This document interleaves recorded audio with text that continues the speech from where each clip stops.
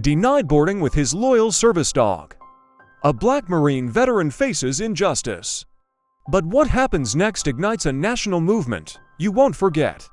Airports are a strange blend of chaos and routine. On this particular morning at Dallas Love Field, the steady shuffle of travelers painted a picture of normalcy. Among them was a man who commanded quiet respect. Without saying a word, his name was Terrence Whitaker, a retired Marine with 22 years of service. The deep lines on his face told stories of courage, battles won and lost, and sacrifices most couldn't fathom. Walking beside him in perfect harmony was Duke, his service dog, a Labrador with a coat so golden it seemed to shimmer under the fluorescent lights. Terrence had always been a man of preparation. His neatly packed duffel bag carried everything he needed, and Jake's harness bore all the certifications that allowed him to accompany Terrence. Wherever he went, they were inseparable, bonded not just by duty, but by a mutual need for survival. For Terrence, Jake wasn't just a dog, he was a lifeline.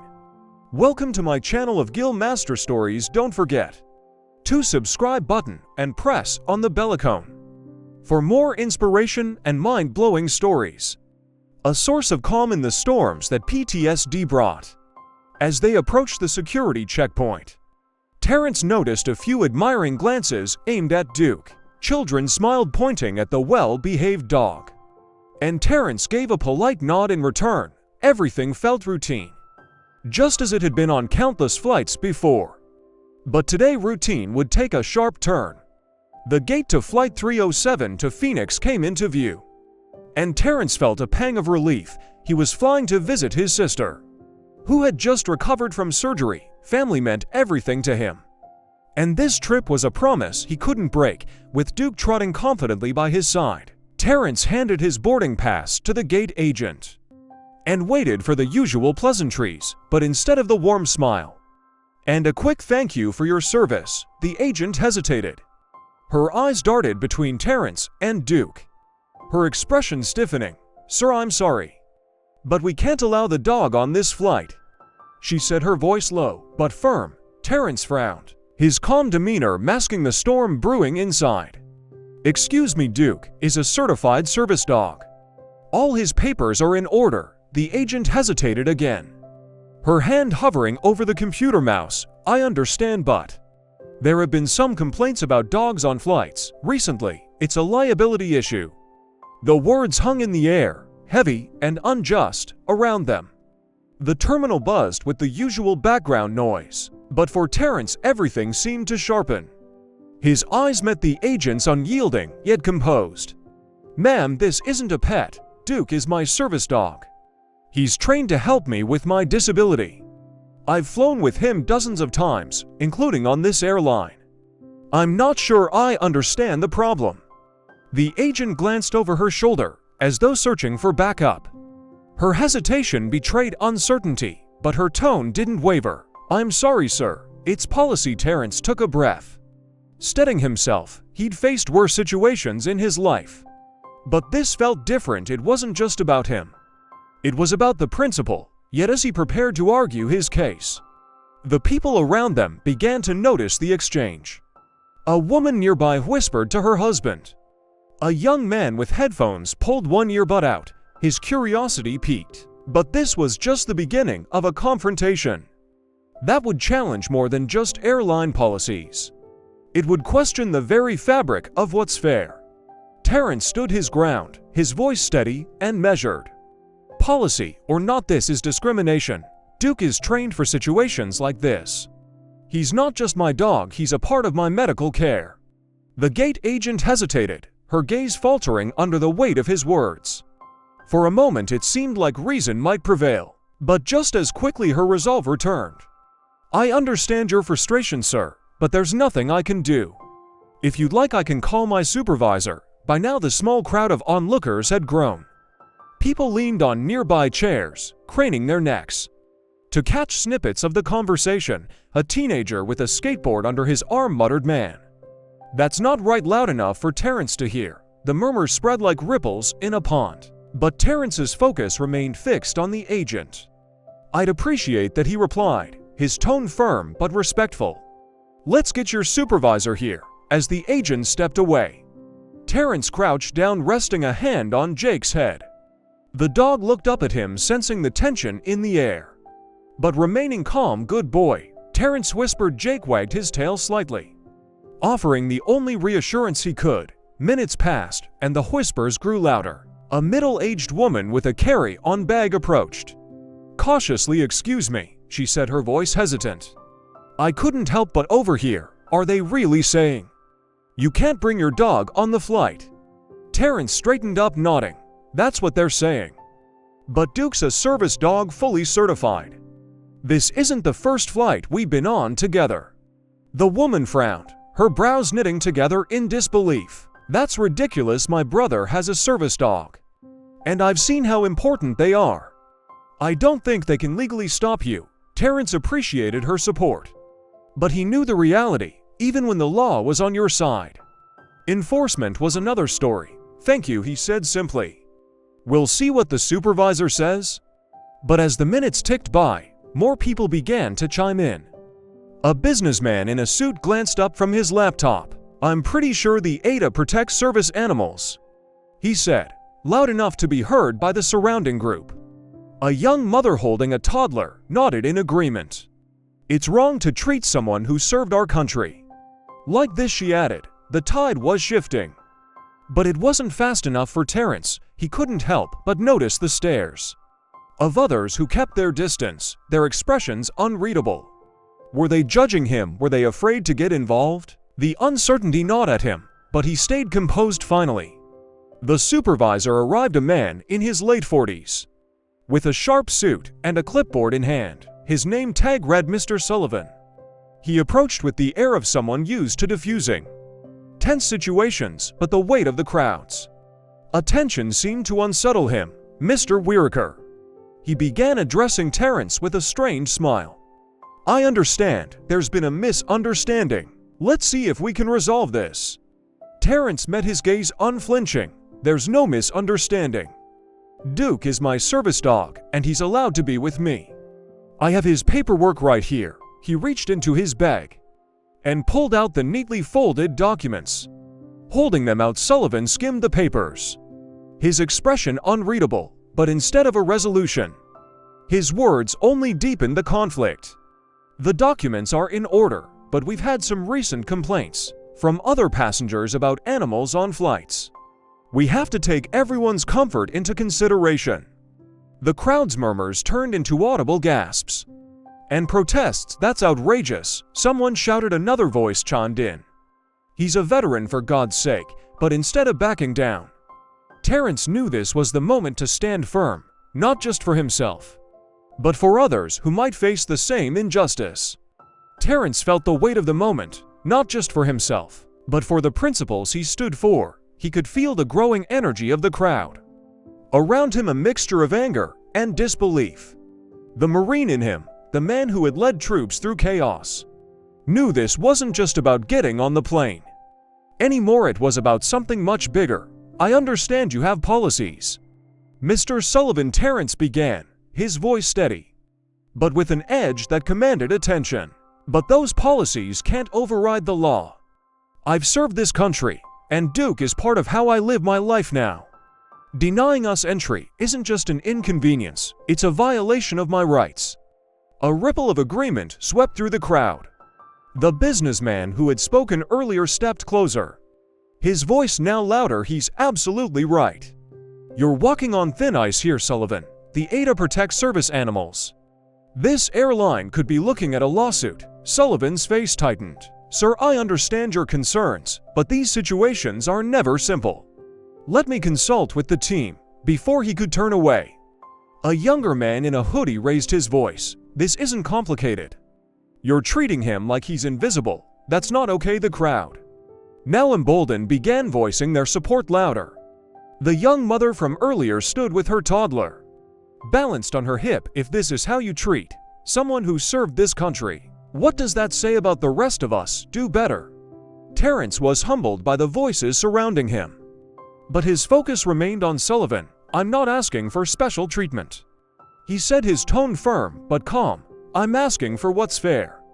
Duke isn't a luxury, he's a necessity. Sullivan seemed to shrink under the weight of the crowd's disapproval. He glanced around, clearly overwhelmed by the attention. But before he could speak, another figure emerged, a tall man in his 60s, with a graying beard and a walking cane. He wore a hat embroidered with Vietnam veteran. His voice cut through the commotion. "Terence Whitaker, isn't it?" the man asked, stepping forward. Terence nodded, surprised. "I know who you are. You saved my nephew's life in Kandahar. He wrote to me about you." The crowd fell silent for a moment, the gravity of the statement sinking in. The older man turned to Sullivan. "This man has done more for this country than any of us standing here, myself included, and you're telling him he can't bring his service dog on a flight. Do the right thing." The room seemed to hold its breath as Sullivan looked at the veteran, then at Terence. His hesitation was palpable, but the murmurs of the crowd were growing into a roar. Someone pulled out their phone, recording the exchange. Terence felt Duke nudge his leg, grounding him. The dog's calm presence reminded him of why he was standing firm. This wasn't just about getting on the plane, it was about dignity and respect. But just when it seemed like Sullivan might relent, the situation took an unexpected turn that no one could have predicted. Before Sullivan could respond, a stern voice crackled through the terminal's public address system. "Attention passengers, due to unforeseen circumstances, Flight 307 to Phoenix will be delayed. Please remain at the gate for further updates." The announcement shifted the mood. Groans of frustration rippled through the crowd, but the delay only seemed to strengthen their resolve. Now more passengers had time to engage, and the group around Terence grew larger. Phones were out, recording every moment. It wasn't just a gate confrontation anymore. It was becoming a spectacle. Then a woman in a sleek airline uniform emerged from a side door, her badge read regional manager, and the authority in her stride was unmistakable. Her sharp eyes took in the scene, from Sullivan's tight posture to the phones aimed at him and Terence. She wasted no time. "What's going on here?" she asked, her voice cutting through the noise. Sullivan stepped forward, his tone defensive. "There's a conflict about a service animal boarding the flight, ma'am." "I was handling it." The woman raised a hand, silencing him clearly. "You weren't." She turned to Terence, her expression softening as she addressed him directly. "Sir, I'm Angela Cruz, the regional manager. May I ask what's happening from your perspective?" Terence explained calmly, detailing the situation. From the moment he arrived at the gate, he held nothing back: his history with Duke, the certified paperwork, and the repeated flights they had taken together. His voice carried no malice, only the quiet confidence of a man who had lived through far greater storms. Angela listened intently, nodding as he spoke. When he finished, she took a deep breath and turned back to Sullivan. "Why wasn't I informed about this immediately?" Sullivan stammered. "I was trying to de-escalate." "You escalated," Angela interrupted, her tone sharp. "This man is a veteran with a certified service dog. There's no ambiguity here. You're aware of the ADA guidelines, correct?" Sullivan nodded reluctantly. Angela then turned to Terence, her demeanor shifting back to professional warmth. "Mr. Whitaker, I deeply apologize for the inconvenience and the treatment you've experienced today. I assure you, this is not reflective of our values." The crowd murmured approvingly, but Terence wasn't ready to let the matter drop entirely. "Thank you, Ms. Cruz. I appreciate your apology, but this isn't just about me. Situations like this happen to veterans, people with disabilities, and anyone who doesn't fit the mold of what's considered comfortable for others. It needs to stop." Angela nodded, her expression solemn. "You're absolutely right. And I'll personally ensure that we address this incident at the highest level. Please allow me to escort you and Duke onto the flight." The crowd broke into applause, a few voices shouting words of encouragement. Terence looked around, nodding in gratitude to those who had stood by him, but before he could move, the older veteran with the cane stepped forward again. "This isn't over yet," he said, his voice low but resolute. "This needs to go public. People need to see what's happening." Terence hesitated. He wasn't one for the spotlight, but the weight of the moment was undeniable. The crowd support had already turned this into something bigger than a single confrontation. But as Angela led Terrence toward the boarding area, the question lingered. Would this moment spark the change everyone was hoping for? As Terrence and Duke were escorted onto the plane by Angela, the energy in the terminal hadn't faded. The crowd lingered, talking amongst themselves, exchanging stories of their own experiences with discrimination, or sharing what they had just witnessed on social media. By the time Terrence settled into his seat, the story was already spreading like wildfire online. Angela crouched down beside Terrence in the aisle, her professionalism softening into something more personal. "Mr. Whitaker, I truly am sorry for what happened. This shouldn't have escalated the way it did." Terrence gave her a nod of appreciation. "It's not about the apology," he said quietly. "It's about making sure this doesn't happen to someone else. What if this had been someone without the confidence to push back? Or someone without a crowd to back them up?" Angela looked genuinely reflective, her gaze flickering to Duke, who sat calmly at Terrence's feet. "You're right, and I promise I'll make sure this is addressed internally." But the public response, she glanced toward the windows, where phones were still aimed at the plane. "That's out of my hands now." Terrence didn't reply immediately. He gazed out the window, thinking of the moments before this flight, how easily this could have gone unnoticed. Another quiet indignity swept under the rug. But this time something was different. Strangers had stepped forward. Voices had been raised as the plane began to taxi. A flight attendant approached with a tray of water bottles. She knelt slightly, her voice soft. "Sir, I just wanted to say thank you for your service. And for standing up out there. My father's a Marine too. What you did matters." Terrence nodded again, offering her a faint but genuine smile. "Thank you," he said simply. The flight itself passed uneventfully. But Terrence could feel the tension in the air, not from him or Duke, but from the passengers who had witnessed everything. The energy of what had happened at the gate lingered. He caught snippets of conversations around him. "It's going viral," someone whispered, "already trending on Twitter." Another said by the time the plane landed in Phoenix, Terrence's phone buzzed with notifications. Family, friends, even people he hadn't spoken to in years, had sent him links, texts, and emails. The incident was already being reported by local news outlets. Hashtags like #SupportTerrence and #Veterans Rights were trending. As he stepped off the plane, Angela was waiting near the gate. "Mr. Whitaker, I think you should know that the airline's PR team is already working on a public statement. This story has gotten bigger than we anticipated."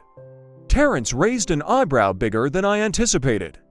To Angela hesitated before speaking again. "If you're willing, I think it might be worth speaking to the press. Yourself, you have a voice people want to hear right now, and it could make a difference." Terrence didn't answer right away. He looked down at Duke, who was calmly scanning the terminal, as if nothing unusual had happened. "I'll think about it," he said finally. But as he walked toward the baggage claim, he couldn't ignore the feeling that this moment wasn't just about him anymore. It was a spark that could ignite something much larger. By the time Terrence reached baggage claim, the story had already grown legs of its own. Cameras flashed as reporters waited outside the terminal, their voices a mix of curiosity and urgency. "Mr. Whitaker, can we get a statement? What are your thoughts on the airline's actions? What do you hope comes from this?" Terrence hesitated. He'd spent his life serving quietly, never seeking attention or accolades, but as he looked at the small crowd, he realized this wasn't about ego or recognition. It was about accountability. He exchanged a glance with Angela, who had followed him to the exit. She gave him a small nod of encouragement. Terrence stepped forward, Duke by his side, and raised a hand to quiet the questions. "I'll say this," he began, his voice steady but carrying the weight of the moment. "What happened today wasn't just about me. It's about every veteran, every person with a disability, and everyone who has ever been made to feel like they don't belong. Duke isn't just a dog, he's my partner. My lifeline. Denying him is denying me." reporters scribbled notes and held their microphones closer. "I'm not here to bash anyone," Terrence continued, "but I hope this moment reminds people to think twice. Before making decisions that can hurt others, we all have a responsibility to be better for each other." The cameras captured his every word. And by the time Terrence and Duke walked toward the parking lot, applause broke out from the gathered crowd. It wasn't loud, but it was heartfelt. Strangers approached, some shaking his hand, others simply thanking him. One woman in a wheelchair said softly, "You spoke for people like me today. Thank you." Angela caught up to him as he loaded his bag into a waiting car. "That was incredible," she said. "If you ever want to follow up with the airline or take this further, let me know. I'll make sure you have my direct number." Terrence gave her a faint smile. "Thanks, Angela. I appreciate everything you've done today, but I think it's in the people's hands now." As the car pulled away, Terrence leaned back, resting a hand on Duke's head. His phone buzzed again, a message from his sister. "Just saw you on TV, proud of you, big brother." Terrence let out a long breath. He'd gone to the airport that morning for a quiet trip, but life had a way of throwing curveballs. Yet despite the chaos, something about this felt right. His story, their story, was out there now. But what came next would prove just how much one moment, one voice could ripple across the nation. The following morning, Terrence woke to a phone that wouldn't stop buzzing. Calls, texts, emails. His story had gone far beyond the terminal in Dallas. Major news outlets had picked it up. Headlines like "Marine Veteran" and "Service Dog Denied Boarding Sparks National Debate," and hashtags like "Veterans Deserve Better" flooded social media. Terrence scrolled through his messages, seeing names he hadn't thought of in years, fellow Marines, childhood friends, even his old commanding officer. One message stood out. A direct message from a journalist at a major network. They wanted to interview him during prime time. His first instinct was to decline. He didn't enjoy being in the spotlight. But then he thought of Duke calmly lying at his feet, and the countless others who relied on service animals, or who faced quiet discrimination every day. If sharing his experience could help even one person, it was worth it. Later that evening, Terrence found himself sitting in front of a camera. Duke at his side. The interviewer, a polished anchor with a calm demeanor, asked him to recount the events at the airport. Terrence spoke plainly, his words not rehearsed, but heartfelt. He described his life with Duke, the struggles of living with PTSD, and the importance of empathy and understanding. "What do you hope will come from this?" the interviewer asked. Terrence paused, looking down at Duke for a moment before answering. "I hope this makes people think about how they treat others, about how we can all do better. Policies are important, but compassion is what makes the difference." We can't forget that the broadcast went viral, resonating with millions. The airline issued a formal apology and pledged to retrain its staff on ADA compliance. Advocacy groups reached out to Terrence, asking if he would speak at their events. He wasn't sure about all of it, but he agreed to a few, knowing his story could push for change. In the weeks that followed, the story faded from the headlines, but the impact lingered. Airlines across the country began revising their service animal policies. Advocacy groups saw an uptick in support, and Terrence received letters from people he'd never met, some thanking him, others sharing their own stories.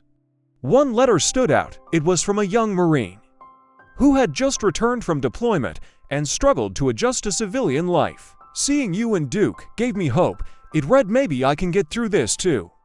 Terrence folded the letter carefully and placed it in a box with his other keepsakes. He looked at Duke, who was sprawled out on the living room floor, and gave him a small smile. "We did okay, buddy," he said quietly. "Sometimes it only takes one moment, one voice to make a difference, and when people stand together, even against the odds, change becomes possible." Terrence's story isn't just his own. It's a reminder that standing up for what's right, no matter how small the moment may seem, can lead to ripples of change. Whether it's speaking up for someone, offering a helping hand, or simply choosing compassion over convenience, each of us has the power to make a difference. If this story resonated with you, Share it with someone who needs to hear it. And if you haven't already, subscribe for more stories that remind us of the strength in humanity and the importance of standing together. Don't forget to like and subscribe to the channel. For more content, please leave your comments and share your experiences. Thank you for being part of Gill Master Stories community. See you soon.